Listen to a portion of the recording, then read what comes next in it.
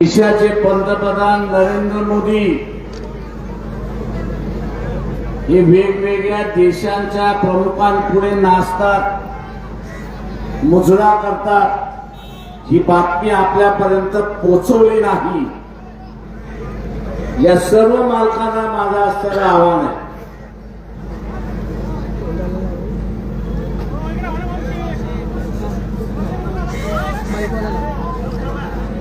माझं या सगळ्या मालकांना असणारं आव्हान आहे की वेगवेगळ्या पद्धतीने लोकांचा असणारा राग हा शिगेला पोचताना मला दिसतोय। काश्मीरच्या प्रश्नावरनं पाकिस्तान बरोबरचे असणारे अनेक युद्ध झाले। या अनेक युद्धाच्या कालावधीमध्ये असेल किंवा काश्मीरचा प्रश्न आंतरराष्ट्रीय स्तरावरती ज्या वेळेस ठेवून झाला असेल तर भारताच्या पाठीमागे ठामपणे कुणी उभं राहिलं असेल तर इराण सारखं राज्य हे आपलं त्या ठिकाणी उभं राहिलं हे लक्षात। मित्र हे जपायचे असतात। आज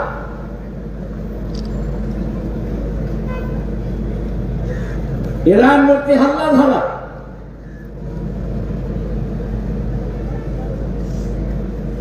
कशावरनं हल्ला झाला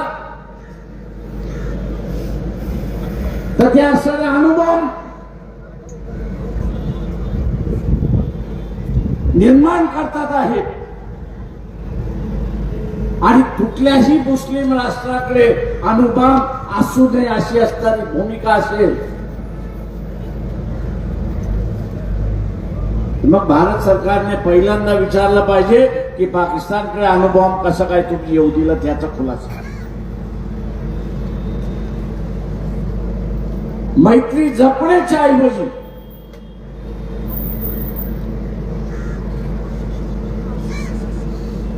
जे हल्ले झाले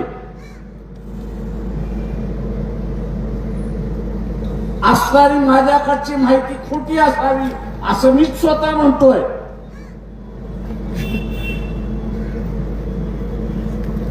इराणवरती हल्ला होण्याच्या अगोदर एक आठवडा अफगाणिस्तान आणि पाकिस्तानने एकमेकांविरुद्ध हल्ला केला होता हे लक्षात घ्या।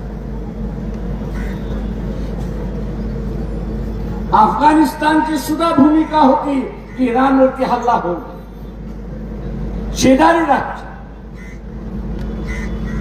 पाकिस्तान म्हणत होता की तिथे असणारा हल्ला होऊ नये, आम्ही असणाऱ्या इराणच्या मदतीला जाऊ। नरेंद्र मोदी इस्रायलला जातात,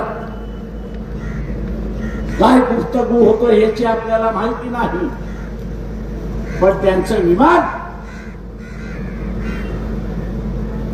भारतामध्ये उतरण्याच्या अगोदर हल्ला होतो अशी असणारी परिस्थिती आहे। मी भारत सरकारला विचार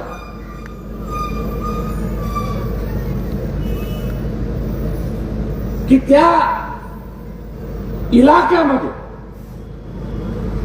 भारताचे 2 सेंटर्स आहेत। एक दुर्गाम म्हणून असणारं एक सेंटर आहे आणि इराण मधला असणारा चिपर नावाचं असणारं जे पोर्ट आहे ते आहे।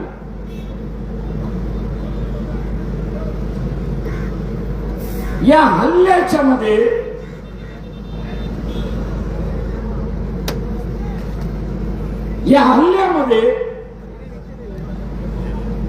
या दोन्ही सेंटरने मदत केली की न मदत केली याचा असणारा खुलासा हा विचारला जाणार आहे हे लक्षात घ्या।